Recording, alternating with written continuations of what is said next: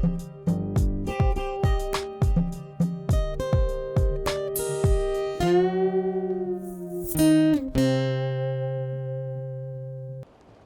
little roof that has to be completed on this project.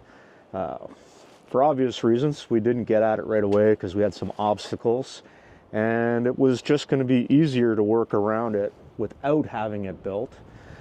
Now, this is kind of a little bit of a fun roof because our panels are 16 3/4 inches wide, and this roof is actually 100 1/4.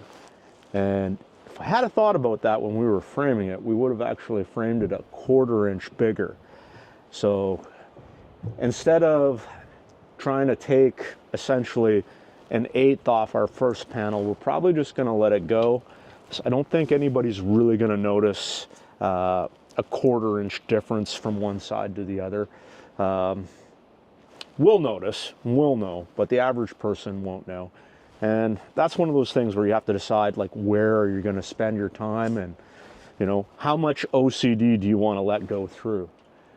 But one of the first things we have to do is we have to know, you know, our sheet size. And I knew pretty close, just based off the plans, how long our sheets were going to be. And we've got to prep them. I know that based on 100 1/4 inches, 100 1/2 inches, we need 6 panels. Very easy to do. You measure your width, you divide it by the width of your panel. It came out to, I think, like 5.98. So we got to prep 6 panels for this run. And I'm going to go with 77.5 rough length. And you might say, okay, well, that's like a little bit too long.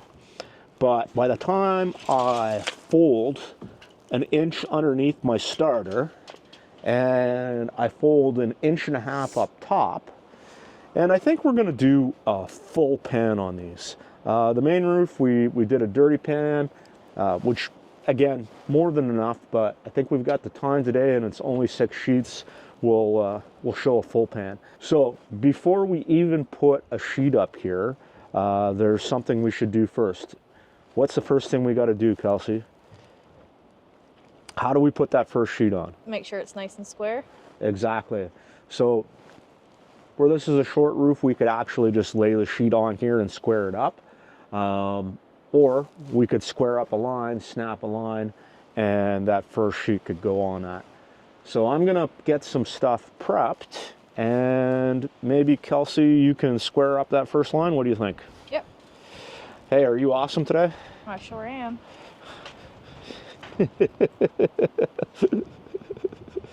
Self-affirmation. It's important, people. So this is the first sheet we're going to use, and I've gone ahead and I've ripped the lock off already. The reason I want to rip the lock off is this is going to go right up against the rake, and when the gable trim comes down on top of this, I don't want to have to worry about whether the top of that lock is going to interfere or have to come back and try and fold it, or even worse, you know, cut it off on top of the roof. The more cuts that I can make and the more work I can do here on the flat ground, the better off I am. Some people don't do this till they're up on the roof, and for an extremely complicated roof, I can see the value in that, but this is a really small roof, not complicated. So I essentially just hem the bottom of the sheet. That's going to hook into my starter, and away we go. Now we're at the top of the sheet, and in the past I've done what I call a dirty pan. We've got the time on these few sheets, so we're going to do a full pan. So I come in with my hand tongs and I give it a little bit of a bend. You don't want to over bend it, and put it around, and I fold out, go to the other side, and it doesn't really matter. Well, I shouldn't say it doesn't matter, but I find it doesn't matter. For me, you don't want to overbend. I'm going to just leave that like that. I could run my hand tongs the whole way across, but if I take a minute And I work this on.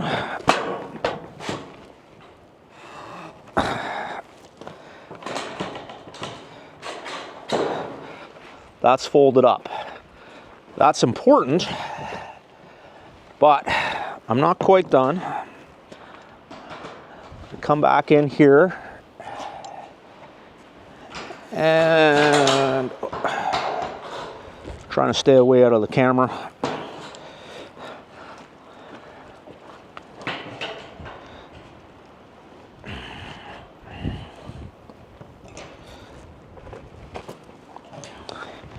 Now, I am missing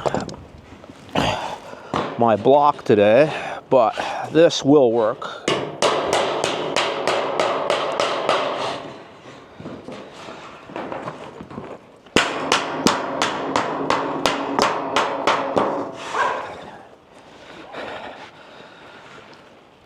There is a specific dolly for standing seam roofs that I do have somewhere, and I will endeavor to find it before the next big roof, but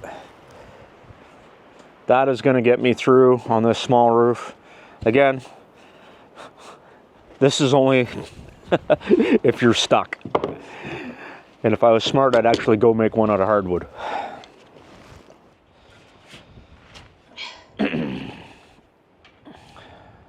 What are you doing, Kels? Setting the sheet down so it doesn't blow away. Where's it got to go? It's got to go to the end of the roof on my squared line, but I just don't want it to blow away. All right.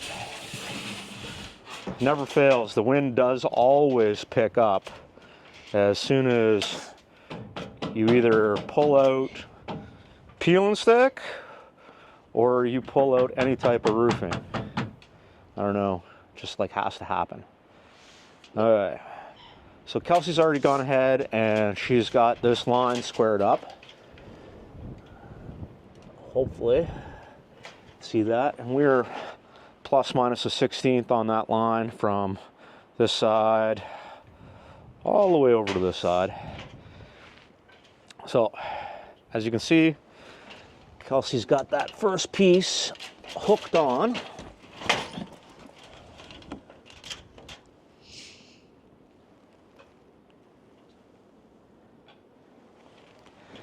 And now she's going to put her clips on.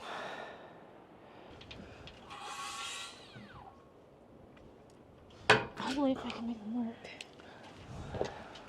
Kelsey is cutting in a clip. Just make sure she's going to stay on her line and it's not going to slip off the roof.